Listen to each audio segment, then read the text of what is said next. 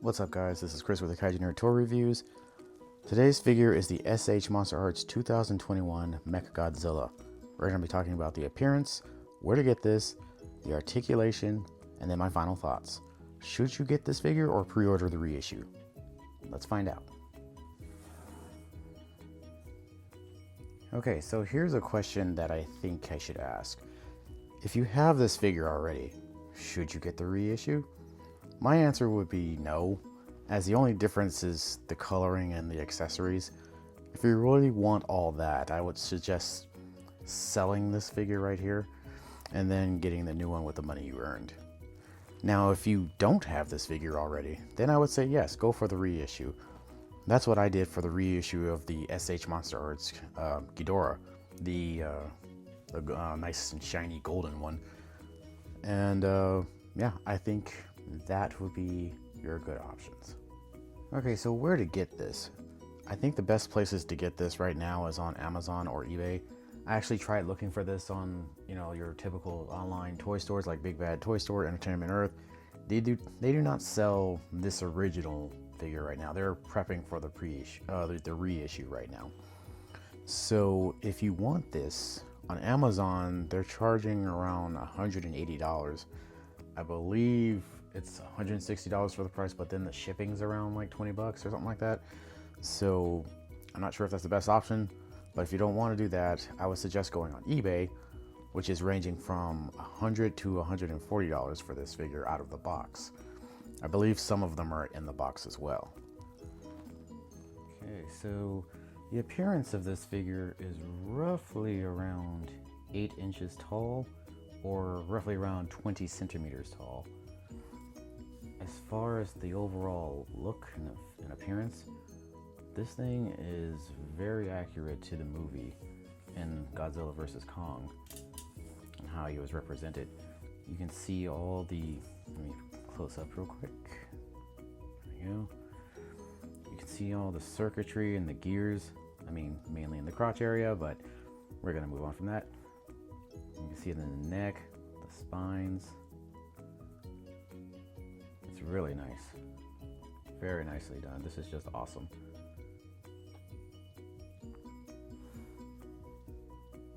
And now you get the eyes and this nice little beady red right there. Let me just zoom in. Yeah, you can see that. Usually in the movie there was some red in them, and like in the rib areas whenever he lit up. But in this original figure, just zoom out again. In this original figure, the only red we get are in the spines right here and in the eyes. That's about it. As far as the overall paint, it's just a shiny metallic silver that works with the whole robotic feel. And I think that just adds to the just awesomeness of this figure. I just love it. It's nice. As far as the accessories go, there's not much that comes with this original issue of the figure. It's just the only thing this thing came with was 2 extra hands. So let me show you that. Like right now you can see that it has just these open claw ones on his hands right now that you can attach and detach. However, the only accessories, like I said, are just these clamped claws right here. So I guess you can have them grab something, but not really. These fingers don't really open very well. Yeah, they detach like that, but they don't. There's no hinge or anything like that, even though it looks like there's a hinge right here. But yeah, it doesn't open and close like that. It just has this little latch right here, and then just snap it back on, and now he has a closed hand. Same for the other one. Just look at that. Same thing. Closed hand. Comes off. And that's about it for the accessories. No beams, no rockets, no nothing like that. All of that you'll have to get in the reissue. Also, with the appearance of this figure, there are some hidden little Easter eggs. Not well like Easter eggs, but like just little hidden parts of this figure that's pretty interesting. So let me zoom in right here. First off, On the shoulder part, you can see, you know, the little shoulder cannons that come up. This doesn't actually move or anything like that, but it's just a nice little detail there. And the same on the other side, right there. And then we got on the stomach part, these can open up if I can just get it. Okay, I don't have any nails.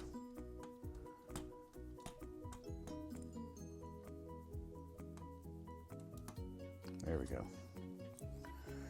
These don't really do much, but they do move and they open up right there. So you can close them back up.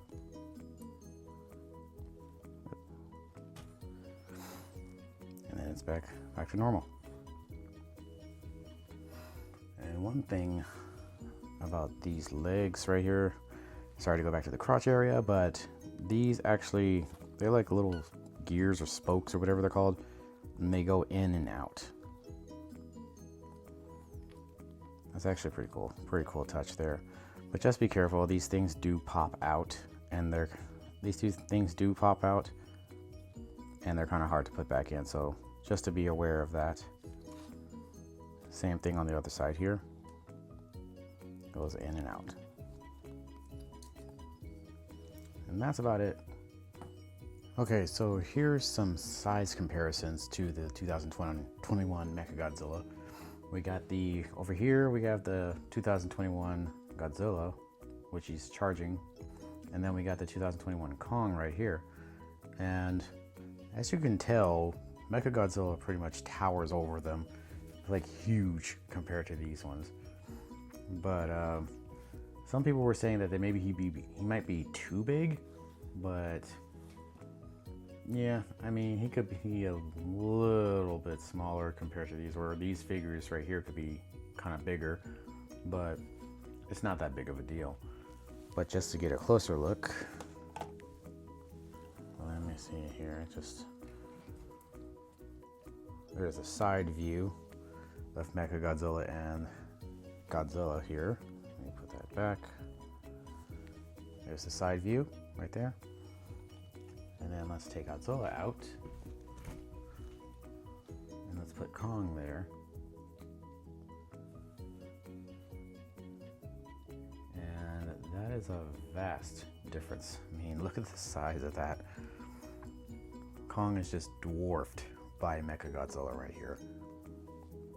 So if you think this is a good size comparison, it's up to you if you want this figure or not, but yeah. This is what you're getting if you stick with the S.H.Monsterarts line of these figures compared to Mechagodzilla here.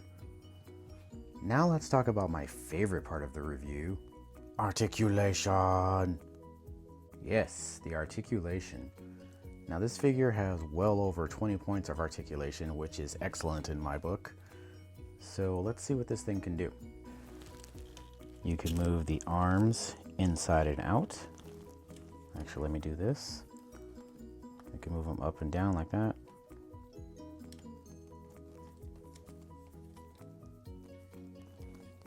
And arms spread like that. They can move around like so. Like that. The elbows, they're not double jointed, single jointed, and they can only move, well, like that, and then out like that. Same thing on this arm as well. On top of the shoulders, we have these little shoulder pads that can go up and down like that and like that. Put them back right there. The legs, like I said about the spokes right there, you can go in and out, and they can go out like this. The feet can go up and down like this as well. Same thing on this leg right here. Leg can go out. That can stretch out that far. The foot, same thing, go up and down. Let's see if this leg can do that. Yeah. And go stretch it out that far. The head can move up and down along with the neck. The mouth can open up and close, like so. You can twist around 360 degrees, like that. Now in the claws, those can move around with the wrist in a 360 degree fashion, like so. I forgot to mention the wrist can go 360 degrees as well. Now as far as the tail goes, that's where the most articulation is, and that's where I'm most impressed in. Let's see, so let's zoom out. I mean, look at this flow right here. I mean, it's just seamless. And it's not making barely any noise. Usually with a tail for S.H.Monsterarts, they make all these creaking noises. And yeah, but this one's virtually silent. And it's just very smooth. You know exactly what I mean if you have this in person.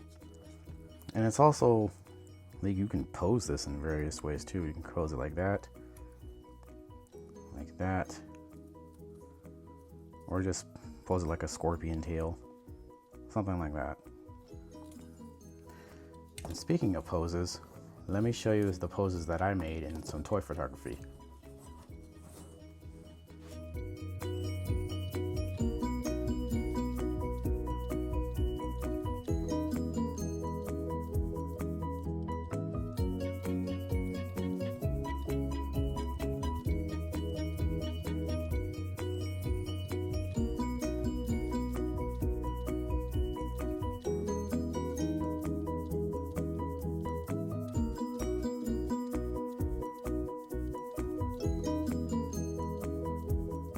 Okay, so that's been a look at the 2021 Mechagodzilla from S.H.Monsterarts.